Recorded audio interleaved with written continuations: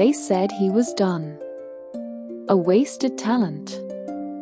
Addiction had broken him. But what if the biggest comeback wasn't on the field? What if the greatest home run was the one he hit inside himself? This is not just a story about baseball. It's a story about falling hard, about losing everything you ever dreamed of, and finding the courage to fight back when the world says you're finished. Josh Hamilton was once baseball's brightest star. But addiction stole his future and almost took his life. Yet, against all odds, he returned. Not just to play the game, but to remind us all that redemption is real. This is the story of a man who lost himself and found a way to swing again. The Golden Draft. He was only 18 when the world placed a crown on his head. Josh Hamilton, tall, handsome, strong, was chosen first overall in the 1999 MLB draft. The stadium lights had not yet touched his face, but the spotlight already followed him like a shadow. Scouts whispered about his raw power, his perfect swing, the way he moved like the game had lived in his bones since birth. He wore the dream like a second skin. The media called him a generational talent, a five-tool phenom, the next great hope of baseball. But beyond the headlines and bright projections, Josh was still just a boy from Raleigh, North Carolina. A boy raised in love and discipline. A boy who always said a yes mir and a no sir.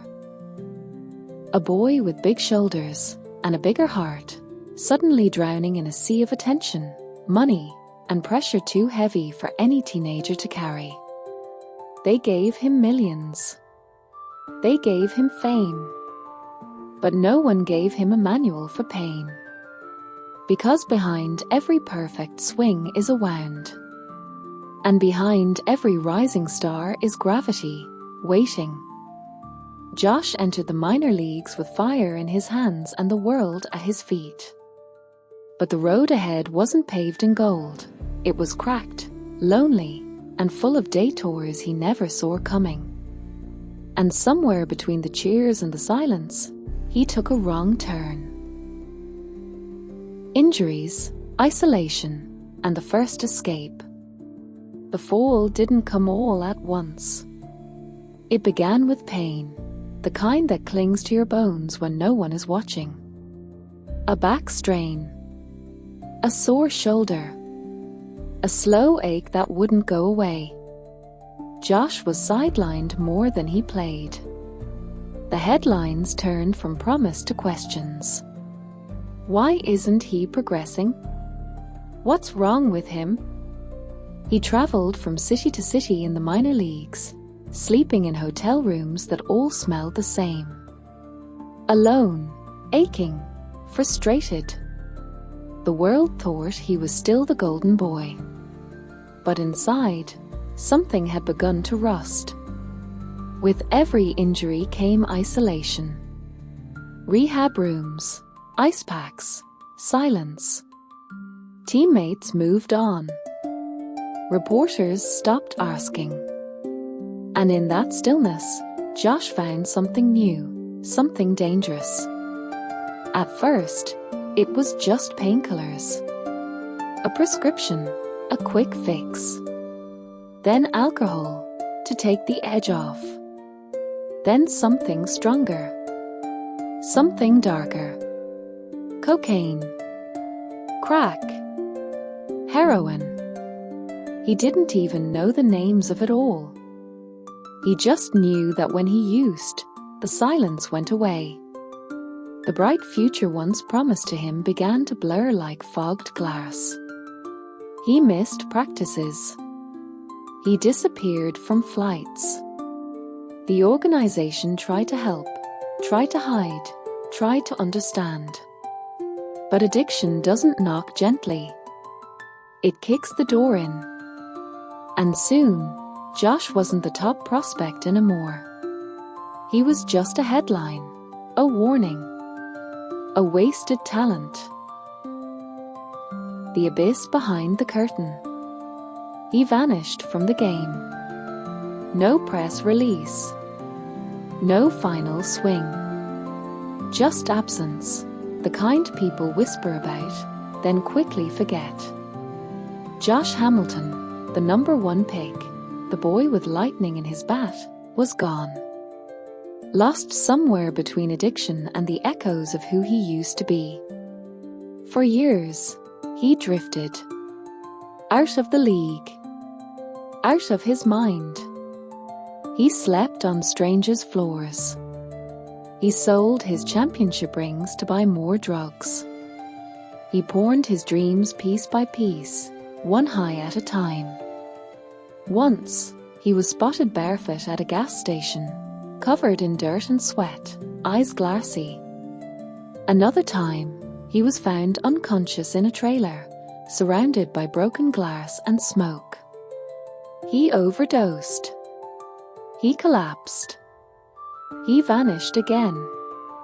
People shook their heads. What a waste, they said. Such a shame. But no one really asked, how did the dreamer get so lost? He tried rehab, then relapsed. Tried again. Fell harder. He was suspended from baseball indefinitely. The league didn't know what to do with a prodigy turned ghost. The headlines stopped altogether. Only his grandmother kept searching. Only his father kept praying. And through it all, the bat collected dust. The glove cracked with time. And the boy who once believed in greatness now barely believed in waking up. Rock bottom wasn't a place for Josh. It was a season. Long, cold, and without an end in sight. The whisper of redemption. It didn't come as a voice. It didn't come as thunder. It came as a whisper, deep inside, almost too faint to hear. Josh woke up on the floor of a stranger's house. Smoke in the air. Empty bottles on the table. A needle not far from his hand. His head pounded, but something else hurt more, the weight in his chest. Not the weight of shame. He had felt that before. This was different. This was emptiness. A terrible silence that asked, "Is this it?" He dragged himself to the bathroom and looked into the mirror. His eyes, once filled with fire, were hollow. Hair messy. Skin pale. His reflection didn't look like a man. It looked like a shadow. He stared at it for a long time, breathing hard, hands trembling. And for the first time in years, he whispered out loud, "I can't live like this anymore."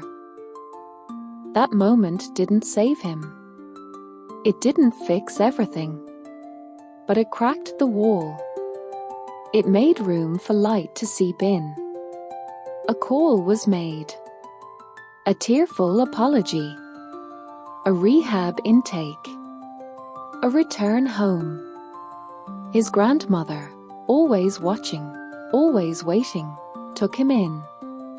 She gave him a room, a Bible, and quiet. No lectures. Just presence. Josh sat on the porch for hours, saying nothing, watching the wind move the trees. And slowly, something inside him began to shift, not into strength, but into surrender.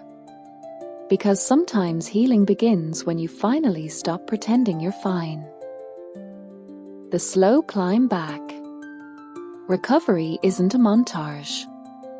It's not a quick fix, a dramatic speech, or a magical breakthrough. It's quiet, repetitive, hard, and deeply personal. Josh Hamilton began again, not with a glove or bat, but with routine. He woke up early, made his bed, took deep breaths, read scripture, drank water instead of whiskey, swept the porch, walked around the block. Some days, he cried without knowing why. Other days, he felt nothing at all. But he didn't use. And that was enough. He attended meetings, told his story, listened to others. He stopped hiding behind talent, stopped pretending to be invincible. For the first time, he was just Josh. Not the number one pick. Not the addict. Just a man trying to live one honest day at a time. Baseball wasn't even part of the plan. Not yet. His body was broken, his name stained, and the league had long moved on. But sometimes, when no one was watching, he'd toss a ball into a glove, over and over.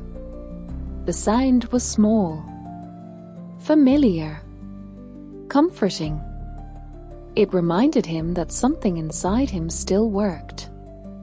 Months passed, then years. He stayed sober. He rebuilt trust. His wife took him back. His daughters ran into his arms. His smile slowly returned. Not the smile of a superstar, but the smile of a man who had met darkness and chosen light anyway. The glove still fits. He didn't ask for a second chance. He didn't send letters to scouts or call in favors. He was just staying clean, one day at a time. But baseball found him anyway. Josh was helping coach a local youth team. Nothing fancy.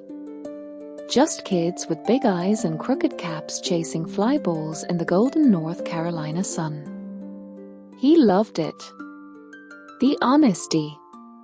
The laughter. The innocence. One afternoon, they were short a player for batting practice. "Coach, take a swing," one kid shouted. Josh laughed, shook his head. But something stirred. He picked up a bat. His grip felt rusty, foreign, and yet familiar. The pitcher lobbed a soft one. Josh swung. Crack. The ball soared into the sky, higher than it should have. The boys' jaws dropped. Silence. Then cheers. The next day, he threw a few pitches. 95. Then 98. Someone filmed it on a phone. Someone sent it to someone. And suddenly, scouts were calling again. The whispers returned. He still has it. This can't be real. Josh didn't know what to feel. Fear? Hope? Shame? He had been gone so long. But the glove still fit.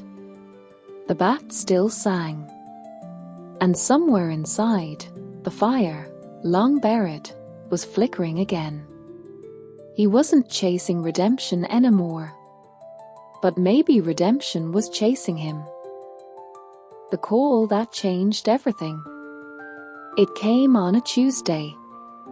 Josh was sitting in his truck outside a grocery store, sipping cheap coffee, watching the world go by. It was quiet, his kind of peace. His phone buzzed. Unknown number. He almost let it ring out. But something told him to pick up. Josh? This is the Cincinnati Reds. His breath caught. They were offering a minor league contract. No guarantees, no promises. Just a shot. A clean locker. A bus schedule. A uniform. He didn't cry. He didn't celebrate. He just sat there, heart thudding, hand shaking. It had been 3 years since he last wore a jersey. 3 years since his body was his enemy. 3 years of silence. Now, a door was opening. But with the door came ghosts, media scrutiny, league policies, public doubt. He'd need special permission just to carry the Bible he clung to. He'd have to be drug tested 3 times a week. Travel alone. Stay away from teammates. Isolation. Again. Everyone was watching. Some waiting for a miracle. Others for him to fall again. Josh said yes anyway. He wasn't returning to prove anything to the world. He was returning because something inside him still believed. Not in perfection, but in purpose. He packed his bag in silence, kissed his daughters, and whispered, "Daddy's going to try again." Under the lights again. The first time he stepped back onto a major league field, the noise almost broke him. It wasn't the crowd. It was the memory. He stood there in full Texas Rangers gear, clean, sharp, real, under lights that once seemed like stars too far to reach. The scoreboard blinked. Fans cheered. But Josh was still. Like the game had paused just for him. 3 years ago, he was barefoot, broken, bleeding on a stranger's floor. Now, he stood where only the best stand. A miracle in cleats. The public didn't know what to do with him. Some cheered. Others scoffed. He doesn't deserve it, they said. He threw it all away. But Josh didn't hear them.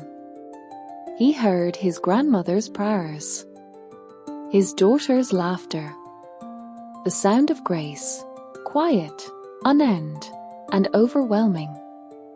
He took a deep breath, stepped into the batter's box. Pitch 1, strike. Pitch 2, foul. Pitch 3, crack. The ball soared. Not just over the fence. Over doubt. Over shame. Over everything that once buried him. The crowd erupted. He rounded the bases with quiet eyes, nodding once toward the sky.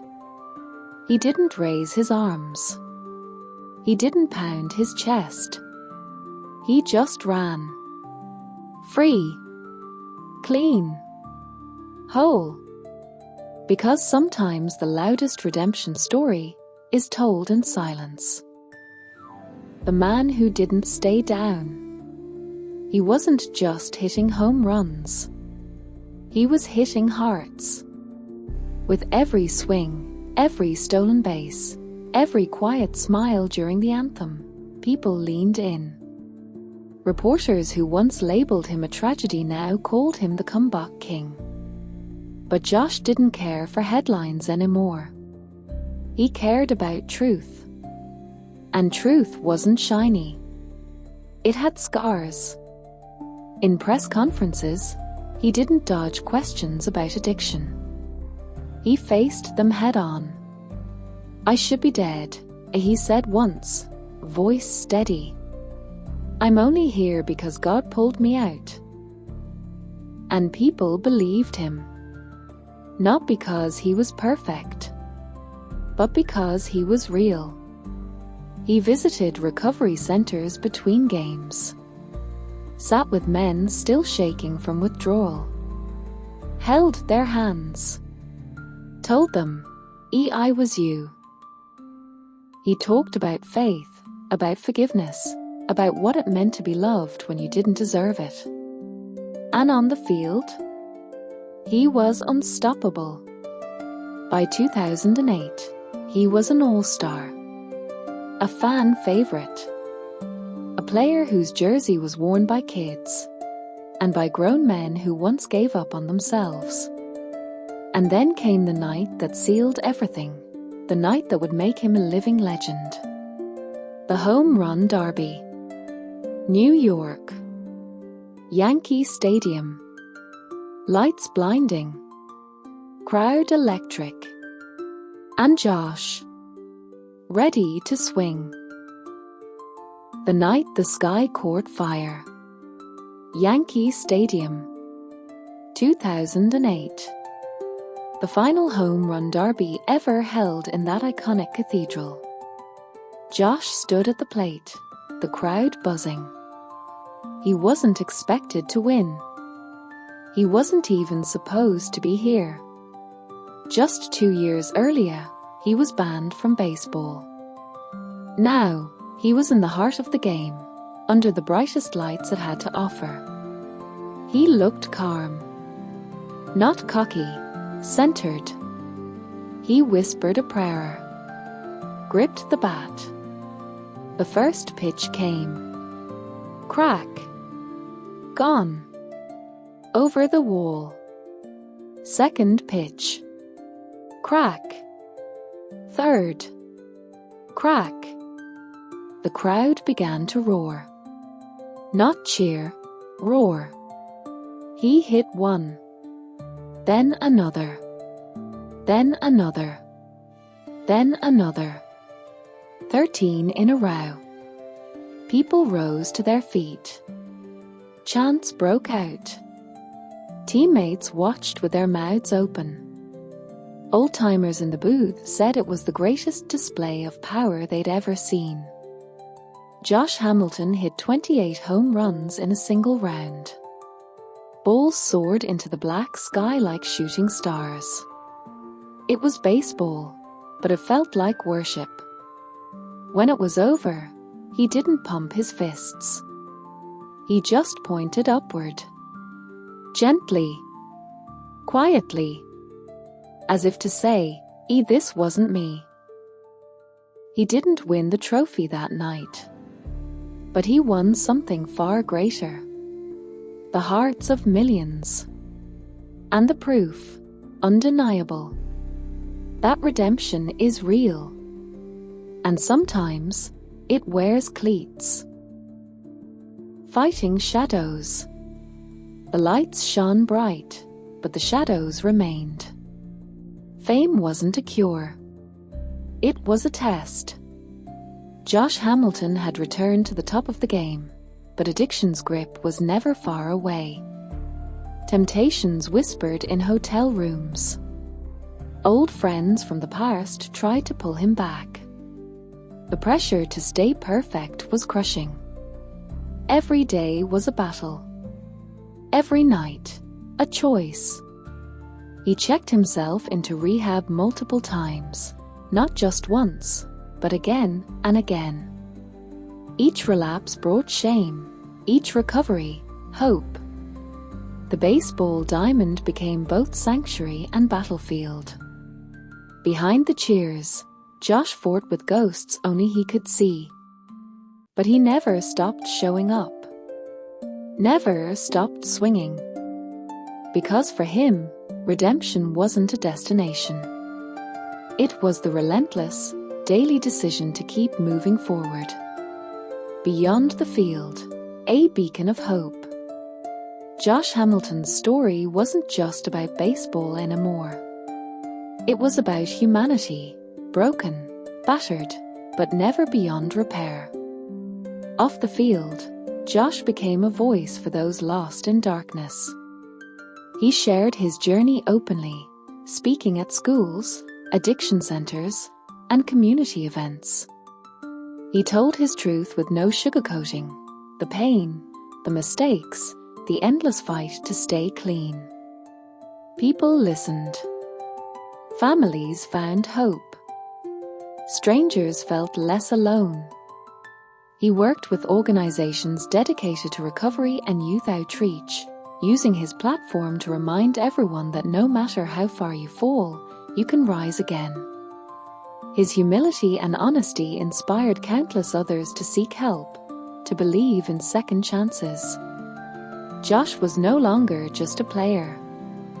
He was a beacon, a living proof that redemption is possible, that every life matters, that even in the darkest night, the dawn is coming. The journey never ends. Josh Hamilton's story teaches us one truth. The journey to healing, to greatness, is never a straight line. There are falls. There are scars. There are moments when the night feels endless. But there is also hope. There is courage. There is the choice, every single day, to stand up and keep going. Josh didn't become a hero because he never failed. He became one because he refused to stay down. His bat wasn't just a tool of the game. It was a symbol, a reminder that even broken things can shine. And that no matter where you start, or how many times you fall, you can rise. You can fight. You can believe. Because sometimes, the greatest home runs are the ones we hit inside ourselves. And Josh? He keeps swinging.